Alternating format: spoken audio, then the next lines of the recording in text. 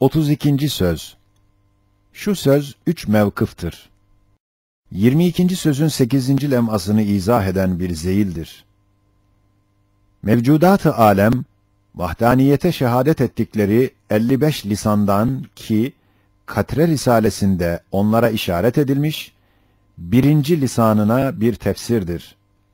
Ve لَوْ كَانَ ف۪يهِمَا آلِهَةٌ اِلَّا اللّٰهُ لَفَسَدَتَا ayetinin pek çok hakaikından temsil libası giydirilmiş bir hakikattır. Birinci mevkıf. Bismillahirrahmanirrahim.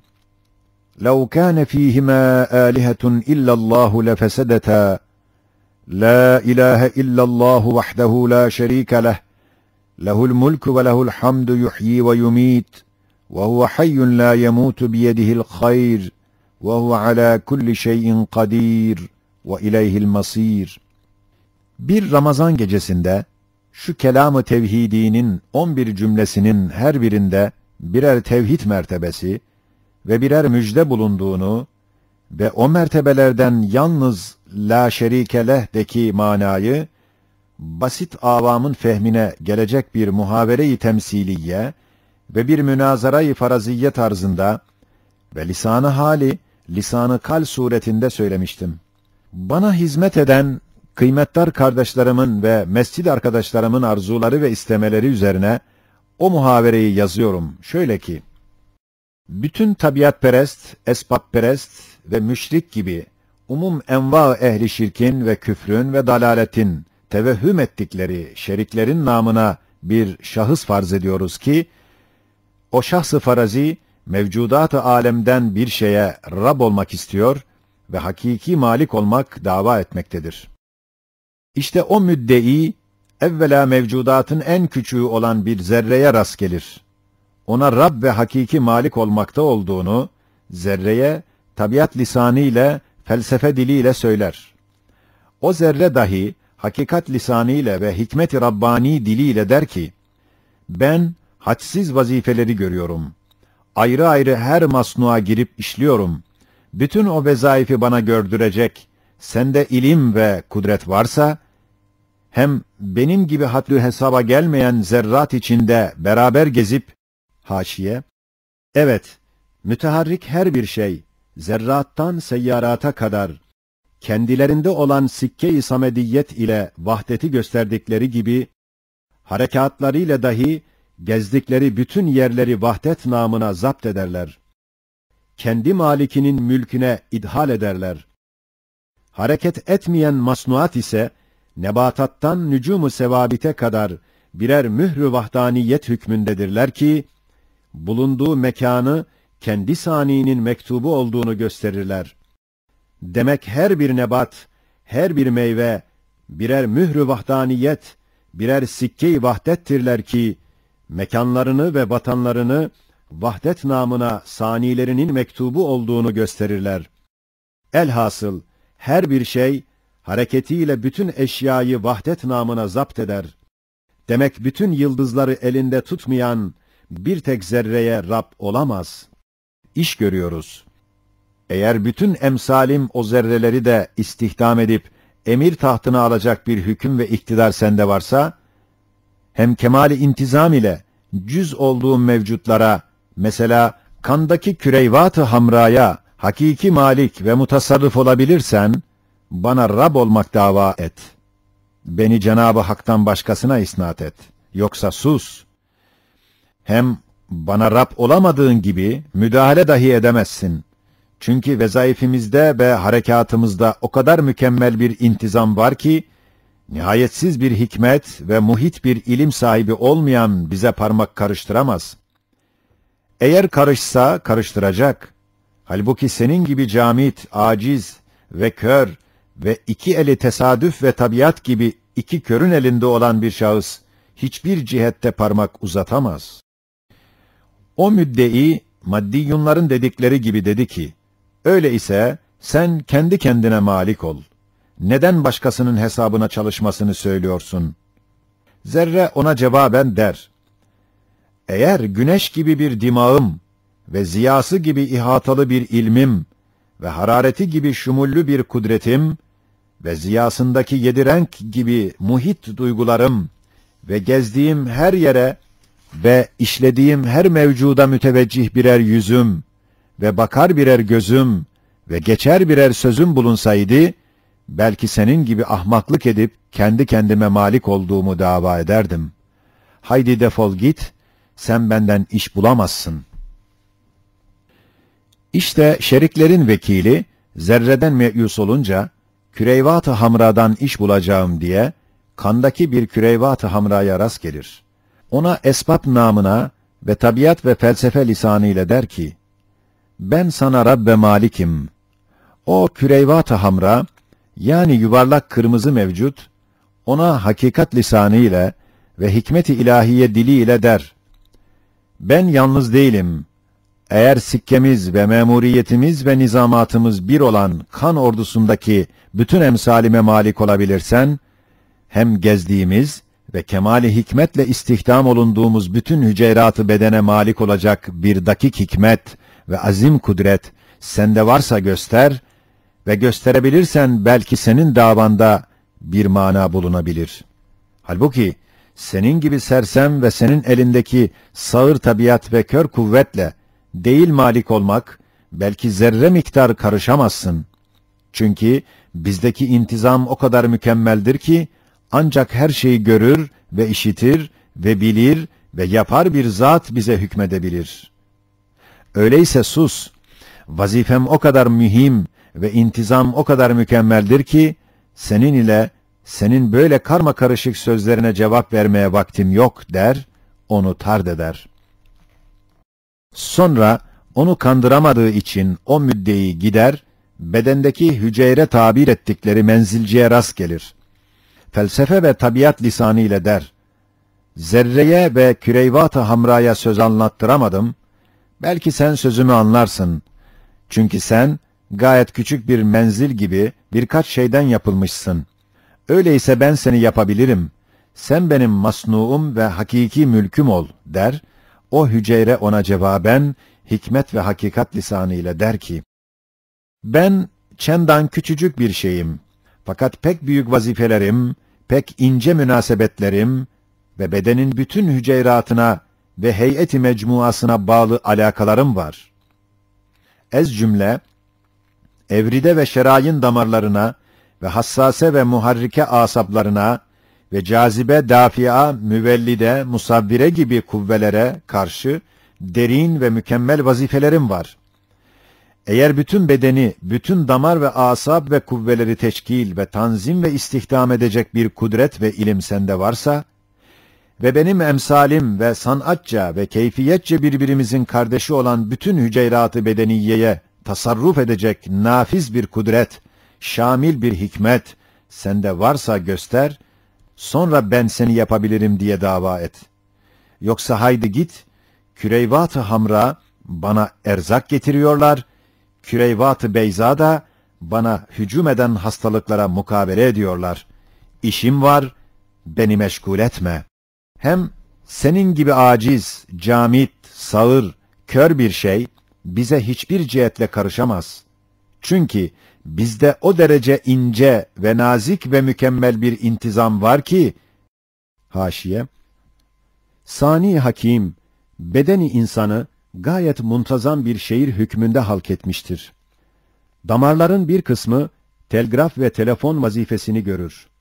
Bir kısmı da çeşmelerin boruları hükmünde ab-ı hayat olan kanın cevelanına medardırlar. Kan ise içinde 2 kısım küreyvat halk edilmiş. Bir kısmı Küreyvat-ı Hamra tabir edilir ki, bedenin hücrelerine erzak dağıtıyor ve bir kanunu ilahi ile hücrelere erzak yetiştiriyor. Tüccar ve erzak memurları gibi. Diğer kısmı Küreyvat-ı Beyza'dırlar ki, ötekilere nispeten ekalliyettedirler. Vazifeleri hastalık gibi düşmanlara karşı asker gibi müdafaadır ki, ne vakit müdafaaya girseler, Mevlevi gibi 2 hareketi devriye ile süratli bir vaziyeti acibe alırlar.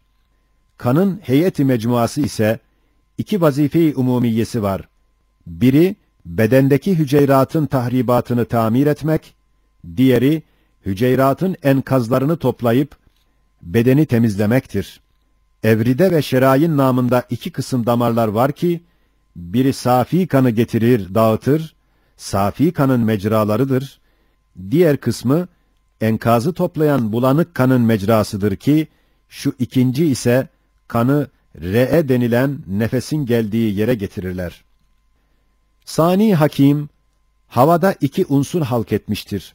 Biri azot, biri müvellidül humuza, müvellidül humuza ise, nefes içinde kana temas ettiği vakit, kanı telvis eden karbon unsuru kesifini kehribar gibi kendine çeker. İkisi imtizac eder. Buhari, hamızı karbon denilen semli havai bir maddeye inkılap ettirir. Hem harareti gariziyeyi temin eder, hem kanı tasfiye eder. Çünkü Sani Hakim, fenni kimyada aşk-ı kimyevi tabir edilen bir münasebet-i şedideyi müvellidül humuza ile karbona vermiş ki, o iki unsur birbirine yakın olduğu vakit, o kanunu ilahi ile o iki unsur imtizaç ederler. Fennen sabittir ki, imtizaçtan hararet hasıl olur. Çünkü imtizaç bir nevi ihtiraktır. Şu sırrın hikmeti şudur ki, o iki unsurun her birisinin zerrelerinin ayrı ayrı hareketleri var. İmtizaç vaktinde her iki zerre, yani onun zerresi, bunun zerresiyle imtizaç eder, bir tek hareketle hareket eder. Bir hareket muallak kalır. Çünkü imtizaçtan evvel iki hareket idi. Şimdi iki zerre bir oldu. Her iki zerre, bir zerre hükmünde bir hareket aldı. Diğer hareket, Sani Hakim'in bir kanunu ile hararete inkılap eder. Zaten hareket, harareti tevlit eder, bir kanunu mukarreredir. İşte bu sırra binaen, bedeni insanideki harareti gariziye, bu imtizacı kimyeviye ile temin edildiği gibi, kandaki karbon alındığı için, kan dahi safi olur. İşte nefes dahile girdiği vakit, vücudun hem ab-ı hayatını temizliyor, hem nar hayatı işal ediyor. Çıktığı vakit ağızda, mucizat-ı kudret-i ilahiye olan kelime meyvelerini veriyor. Fesubhane men tehayyara fi sun'ihil ukul. Eğer bize hükmeden bir hakîm-i mutlak ve kadir-i mutlak ve alim-i mutlak olmazsa, intizamımız bozulur, nizamımız karışır. Sonra o müddei, onda da meyus oldu. Bir insanın bedeline rast gelir, yine kör tabiat ve serseri felsefe lisanı ile, tabiiyyûnun dedikleri gibi der ki, sen benimsin, seni yapan benim veya sende hissem var. Cevaben o bedeni insani, hakikat ve hikmet diliyle ve intizamının lisan-ı haliyle der ki, eğer bütün emsalim ve yüzümüzdeki sikke-i kudret ve turra-i fıtrat bir olan bütün insanların bedenlerine hakiki mutasarrıf olacak bir kudret ve ilim sende varsa, hem sudan ve havadan tut, ta nebatat ve hayvanata kadar benim erzakımın mahzenlerine malik olacak bir servetin ve bir hakimiyetin varsa, hem ben kılıf olduğum gayet geniş ve yüksek olan ruh, kalp, akıl gibi letaif-i maneviyeyi benim gibi dar, süfli bir zarfta yerleştirerek, kemali hikmet ile istihdam edip, ibadet ettirecek sende nihayetsiz bir kudret, hadsiz bir hikmet varsa göster, sonra ben seni yaptım de, yoksa sus. Hem bendeki intizam-ı ekmelin şehadetiyle ve yüzümdeki sikke-i vahdetin delaletiyle, benim sanim her şeye kadir, her şeye alim, her şeyi görür ve her şeyi işitir bir zattır. Senin gibi sersem, acizin parmağı, onun sanatına karışamaz, zerre miktar müdahale edemez. O şeriklerin vekili, bedende dahi parmak karıştıracak yer bulamaz. Gider, insanın nev'ine rast gelir. Kalbinden der ki, belki bu dağınık, karma karışık olan cemaat içinde, şeytan, onların ef'ali ihtiyariye ve içtimaiyelerine karıştığı gibi, belki ben de ahvali vücudiye ve fıtriyelerine karışabileceğim ve parmak karıştıracak bir yer bulacağım. Ve onda bir yer bulup beni tard eden bedene ve beden hücresine hükmümü icra ederim. Onun için beşerin nev'ine yine sağır tabiat ve sersem felsefe lisanıyla der ki, siz çok karışık bir şey görünüyorsunuz. Ben size Rab ve Malik'im veyahut hissedarım der. O vakit nevi insan, hak ve hakikat lisanıyla, hikmet ve intizamın diliyle der ki, eğer bütün küre-i arza giydirilen ve nev'imiz gibi bütün hayvanat ve nebatatın yüzler bin envaından, rengarenk atkı ve iplerden kemali hikmetle dokunan ve dikilen gömleği ve yeryüzüne serilen ve yüz binler zihayat envaından nesc olunan ve gayet nakışlı bir surette icat edilen haliçeyi yapacak ve her vakit kemali hikmetle tecdid edip tazelendirecek bir kudret ve hikmet sende varsa, hem eğer biz meyve olduğumuz küre-i arza ve çekirdek olduğumuz aleme tasarruf edecek ve hayatımıza lazım maddeleri mizan-ı hikmetle aktar-ı alemden bize gönderecek bir muhit kudret ve şamil bir hikmet sende varsa ve yüzümüzdeki sikke-i kudret bir olan bütün gitmiş ve gelecek emsalimizi icat edecek bir iktidar sende varsa, belki bana rububiyet dava edebilirsin. Yoksa haydi sus. Benim nev'imdeki karma karışıklığa bakıp parmak karıştırabilirim deme. Çünkü intizam mükemmeldir. O karma karışık zannettiğin vaziyetler, kudretin kader kitabına göre kemali intizam ile bir istinsahtır. Çünkü bizden çok aşağı olan ve bizim taht-ı nezaretimizde bulunan hayvanat ve nebatatın kemali intizamları gösteriyor ki, bizdeki karışıklıklar bir nevi kitabettir. Hiç mümkün müdür ki, bir haliçenin her tarafına yayılan bir atkı ipini sanatkârane yerleştiren, haliçenin ustasından başkası olsun. Hem bir meyvenin mucidi, ağacının mucidinden başkası olsun. Hem çekirdeği icat eden, çekirdekli cismin saniinden başkası olsun. Hem gözün kördür, yüzümdeki mucizatı kudreti, mahiyetimizdeki havarık-ı fıtratı görmüyorsun.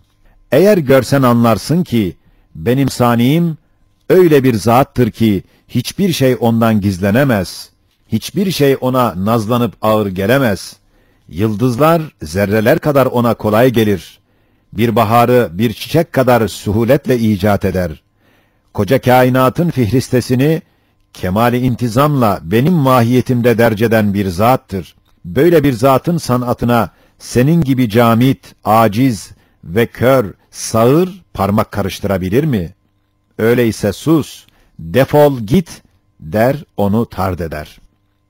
Sonra o müddeyi gider, zeminin yüzüne serilen geniş haliçeye ve zemine giydirilen gayet müzeyyen ve münakkaş gömleğe esbab namına ve tabiat lisanı ile ve felsefe diliyle der ki, sende tasarruf edebilirim ve sana malikim veya sende hissem var diye dava eder. O vakit o gömlek, haşiye, fakat şu haliçe hem hayattardır hem imtizamlı bir ihtizazdadır.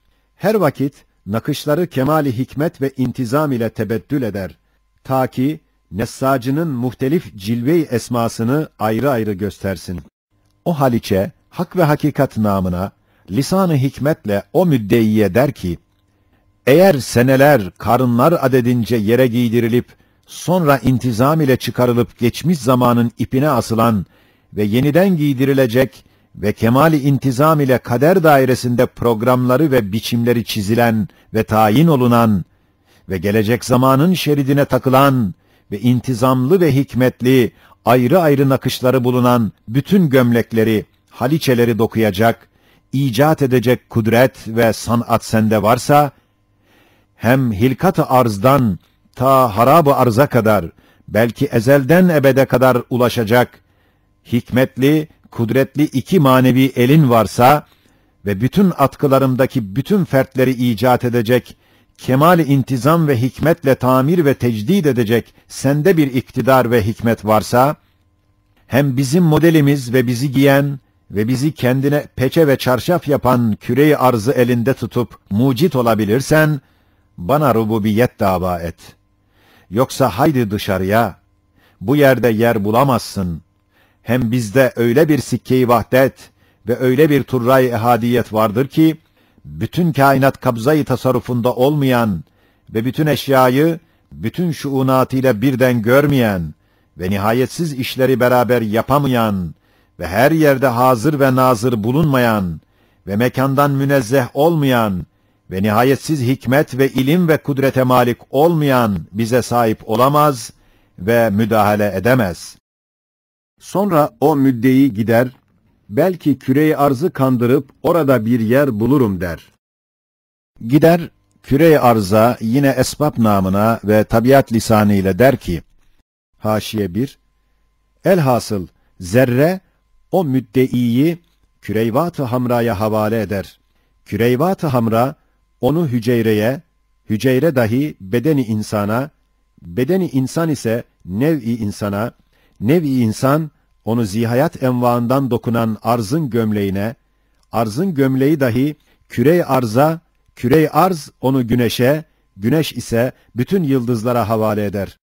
Her biri der, git benden yukarıdakini zapt edebilirsen sonra gel benim zaptıma çalış. Eğer onu mağlup etmezsen beni ele geçiremezsin. Demek bütün yıldızlara sözünü geçiremeyen bir tek zerreye rububiyetini dinletemez. Böyle serseri gezdiğinden sahipsiz olduğunu gösteriyorsun. Öyleyse sen benim olabilirsin. O vakit küre-i arz hak namına ve hakikat diliyle gök gürültüsü gibi bir sada ile ona der ki, halt etme, ben nasıl serseri, sahipsiz olabilirim? Benim elbisemi ve elbisemin içindeki en küçük bir noktayı, bir ipi intizamsız bulmuş musun ve hikmetsiz ve sanatsız görmüş müsün ki, bana sahipsiz, serseri dersin? Eğer hareket-i seneviyem ile takriben 25.000 senelik Haşiye 2, bir dairenin takriben nısfı kutru 180 milyon kilometre olsa, o daire kendisi takriben 25.000 senelik mesafe olur. Bir mesafede, bir senede gezdiğim ve kemali mizan ve hikmetle vazife-i hizmetimi gördüğüm o daire-i azimeye hakiki malik olabilirsen ve kardeşlerim ve benim gibi vazifedar olan 10 seyyareye ve gezdikleri bütün dairelere ve bizim imamımız ve biz onunla bağlı ve cazibe-i rahmetle ona takılı olduğumuz güneşi icat edip yerleştirecek ve sapan taşı gibi beni ve seyyarat yıldızları ona bağlayacak ve kemali intizam ve hikmetle döndürüp istihdam edecek bir nihayetsiz hikmet ve nihayetsiz kudret sende varsa, bana rububiyet dava et. Yoksa haydi cehennem ol git. Benim işim var, vazifeme gidiyorum. Hem bizlerdeki haşmetli intizamat ve dehşetli harekat ve hikmetli teshirat gösteriyor ki, bizim ustamız öyle bir zattır ki, bütün mevcudat, zerrelerden yıldızlara ve güneşlere kadar, emir nefer hükmünde ona muti ve musahhardırlar. Bir ağacı meyveleriyle tanzim ve tezyin ettiği gibi, kolayca güneşi seyyaratla tanzim eder bir Hakim-i Zülcelal ve Hakim-i Mutlak'tır. Sonra o müddei, yerde yer bulamadığı için gider güneşe. Kalbinden der ki, bu çok büyük bir şeydir. Belki içinde bir delik bulup, bir yol açarım. Yeri de musahhar ederim. Güneşe şirk namına ve şeytanlaşmış felsefe lisanı ile mecusilerin dedikleri gibi der ki, sen bir sultansın, kendi kendine maliksin, istediğin gibi tasarruf edersin. Güneş ise hak namına ve hakikat lisanı ile ve hikmet-i ilahiye diliyle ona der, haşa, 100.000 defa haşa ve kella, ben musahhar bir memurum. Seyyidimin misafirhanesinde bir mumdarım. Bir sineğe, belki bir sineğin kanadına dahi hakiki malik olamam. Çünkü sineğin vücudunda öyle manevi cevherler ve göz, kulak gibi antika sanatlar var ki, benim dükkanımda yok. Daire-i iktidarımın haricindedir der, müddeiyi tekdir eder. Sonra o müddei döner, firavunlaşmış felsefe lisanı ile der ki, madem kendine malik ve sahip değilsin, bir hizmetkarsın, esbab namına benimsin der. O vakit güneş, hak ve hakikat namına ve ubudiyet lisanıyla der ki, ben öyle birinin olabilirim ki, bütün emsalim olan ulvi yıldızları icat eden ve semavatında kemali hikmetle yerleştiren ve kemali haşmetle döndüren ve kemali zinetle süslendiren bir zat olabilir. Sonra o müddei kalbinden der ki, yıldızlar çok kalabalıktırlar. Hem dağınık, karmakarışık görünüyorlar. Belki onların içinde müekkillerim namına bir şey kazanırım der, onların içine girer. Onlara esbab namına, şerikleri hesabına ve tuğyan etmiş felsefe lisanı ile nücümperest olan Sabiyunların dedikleri gibi der ki, sizler pek çok dağınık olduğunuzdan ayrı ayrı hakimlerin tahtı hükmünde bulunuyorsunuz. O vakit yıldızlar namına bir yıldız der ki, ne kadar sersem, akılsız ve ahmak ve gözsüzsün ki, bizim yüzümüzdeki sikke-i vahdeti ve turray ehadiyeti görmüyorsun, anlamıyorsun. Ve bizim nizamat-ı aliyemizi ve kavanini ubudiyetimizi bilmiyorsun. Bizi intizamsız zannediyorsun. Bizler öyle bir zatın sanatıyız ve hizmetkarlarıyız ki, bizim denizimiz olan semavatı ve şeceremiz olan kainatı ve mesiregahımız olan nihayetsiz fezai alemi kabzayı tasarrufunda tutan bir vahidi ehaddir. Bizler, donanma elektrik lambaları gibi onun kemal-i rububiyetini gösteren nurani şahitleriz. Ve saltanat-ı rububiyetini ilan eden ışıklı bürhanlarız. Her bir taifemiz, onun daire-i saltanatında ulvi, süfli, dünyevi, berzahi, uhrevi menzillerde haşmet-i saltanatını gösteren ve ziya veren nurani hizmetkarlarız. Evet, her birimiz kudret-i vahid-i ahadin birer mucizesi ve şeceri-i hilkatin birer muntazam meyvesi ve bahdaniyetin birer münevver bürhanı ve melaikelerin birer menzili, birer tayyaresi, birer mescidi ve avalim-i ulviyenin birer lambası, birer güneşi ve saltanat-ı rububiyetin birer şahidi ve fezai alemin birer zineti, birer kasrı, birer çiçeği ve sema denizinin birer nurani balığı ve gökyüzünün birer güzel gözü olduğumuz gibi, haşiye, Cenab-ı Hakk'ın acayip masnuatına bakıp, temaşa edip ve ettiren işaretleriz. Yani, semavat, hadsiz gözlerle zemindeki acayip sanat-ı ilahiyeyi temaşa eder gibi görünüyor. Semanın melaikeleri gibi, yıldızlar dahi, mahşer-i acayip ve garayip olan arza bakıyorlar ve zişuurları dikkatle baktırıyorlar demektir.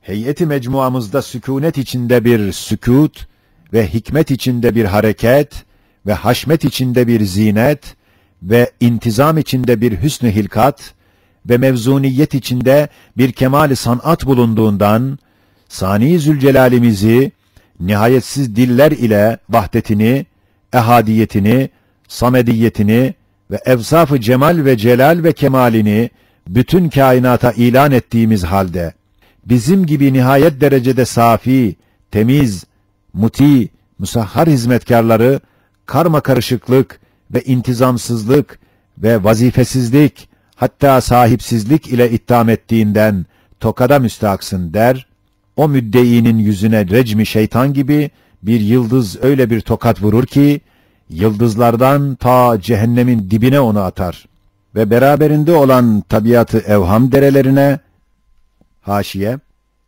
fakat sukuttan sonra tabiat tevbe etti. Hakiki vazifesi, tesir ve fiil olmadığını, belki kabul ve infial olduğunu anladı ve kendisi kader-i ilahinin bir nevi defteri, fakat tebettül ve tegayyüre kabil bir defteri ve kudret-i Rabbaniye'nin bir nevi programı ve Kadir-i Zülcelal'in bir nevi fıtri şeriatı ve bir nevi mecmuayı kavanini olduğunu bildi. Kemal-i acz ve inkiyat ile vazife-i ubudiyetini takındı ve fıtrat-ı ilahiye ve sanat-ı Rabbaniye ismini aldı. Ve tesadüfü adem kuyusuna ve şerikleri imtina ve muhaliyet zulümatına ve din aleyhindeki felsefeyi esfel-i safiliğinin dibine atar. Bütün yıldızlarla beraber o yıldız, لَوْ كَانَ ف۪يهِمَا آلِهَةٌ اِلَّا اللّٰهُ لَفَسَدَتَا Ferman-ı Kudsisini okuyorlar. Ve sinek kanadından tut, ta semavat kandillerine kadar bir sinek kanadı kadar şerike yer yoktur ki parmak karıştırsın diye ilan ederler. Subhaneke la ilme lena illa ma allamtana inneke entel alimul hakim. Allahümme salli ve sellim ala seyyidina Muhammedin sirac vahdetike fi kethreti mahlukatik ve dellâli vahdaniyetike fi meşhri kainatik ve ala âlihi ve sahbihi ecma'in.